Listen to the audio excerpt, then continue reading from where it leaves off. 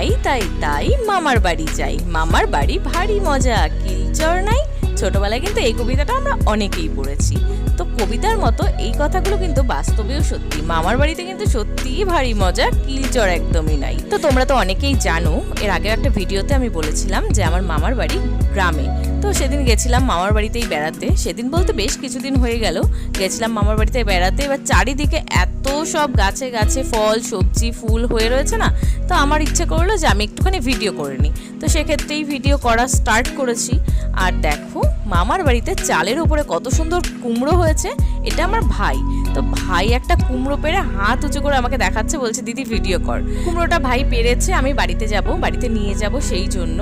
আর এটাকেই আমাকে দিতে আসছিল ও। তো দেখো কুমড়োটা আমি নিচ্ছি। বাড়ির বা মামা বাড়ির যে কোনো জিনিসই, মানে বাড়ির জিনিসের একটা মজাই আলাদা হয়, তাই না? মানে খুবই আনন্দ হয় বাড়ির জিনিস হাতে পেলে, বাড়ির গাছে হয়েছে বলে কথা, এরকম একটা ব্যাপার। বেশ আমার তো খুবই ভালো লাগছিল। আর কুমড়োটার গঠনটা দেখো, বেশ একটা চ্যাপ্টা টাইপের।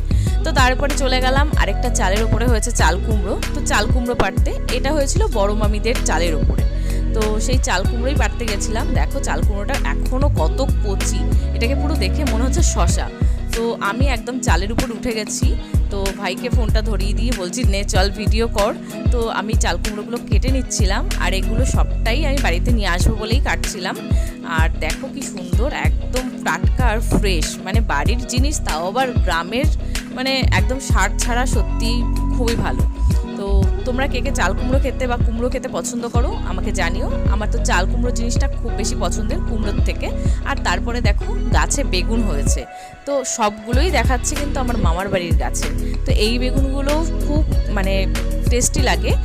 যে কোনো একটা হালকা পাতলা মাছ দিয়ে করলে, মানে কোনো জিওল মাছ দিয়ে করলে একটা হালকা পাতলা ঝোল হয়, সত্যিই খেতে দুর্দান্ত লাগে। তোমরা হয়তো অনেকেই খেয়েছো, আমার তো দারুণ লাগে। তো অনেকগুলো বেগুন গাছ ছিল, যেটাতে মানে যেখানে যেখানে হয়েছে বেগুন আমি সেগুলোই দেখাচ্ছিলাম তোমাদের। আর তারপরে তোমাদের যেটা দেখাতে চলেছি সেটা কিন্তু একদম ইউনিক একটা জিনিস, যেটা লাউ। বাড়িতে গাছে তাও আবার লাউ হয়েছে, মানে ব্যাপারটা সত্যিই খুবই আশ্চর্যজনক। আমার তো খুবই ভালো লেগেছে। তো লাউ একটাই ছিল সেদিন গাছে।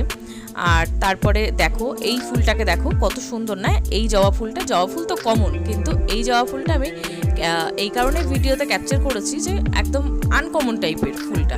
আর এই ফুলগুলো তো তোমরা সবাই জানো, চেনো, আমি নাম জানি না, তোমরা কেউ জানলে অবশ্যই কমেন্টে জানিও। আর এটা ছিল সাদা কালারের জবা ফুল। তো সেটাও একদমই আনকমন, মানে আমার কাছে আনকমন। তোমাদের যখন ভিডিওতে সবটা দেখাচ্ছি, তাহলে দুই একটা জিনিস কেনই বা বাদ দেবো বলো? পেঁপে হয়েছে দেখলে, এখানে কলা হয়েছে। আর এই গাছটা কি গাছ সত্যি আমি জানি না। একবার মনে হচ্ছে আমলকি গাছ, আর একবার মনে হচ্ছে তেঁতুল গাছ, আমি ঠিক জানি না। তোমরা কেউ জেনে থাকলে অবশ্যই আমাকে জানিও। আর এইটা যেটা দেখাচ্ছি, এটা কিন্তু পেয়ারা গাছ, একেবারে টিক্কির মাথায় হয়েছে বেশ কয়েকটা পেয়ারা, নিচের দিকে তো ছিল না। এই আর একটা কলা গাছ দেখো বাড়িতে হয়েছে, মানে এত সুন্দর। সত্যি প্রকৃতির কত অবদান, তাই না? আমাদের জন্য প্রকৃতি কত কিছু সৃষ্টি করেছে। তো এক এক গাছে এক এক রকমের ফল ফুল, সত্যি মানে কিছু বলার নেই। আর এটা ছিল বাতাবি লেবুর গাছ, যেটা মামার বাড়ির কলের পাশে হয়েছে। আর এই আরেকটা পেঁপে গাছ, যেটাতে ফুল এসছে। তো প্রত্যেকটা জিনিসই তোমাদের আমি দেখালাম। এটা নয়নতারা ফুল। চলো এখনকার জন্য এটুকুই। ভিডিও ভালো লাগলে অবশ্যই কমেন্টে জানাবে।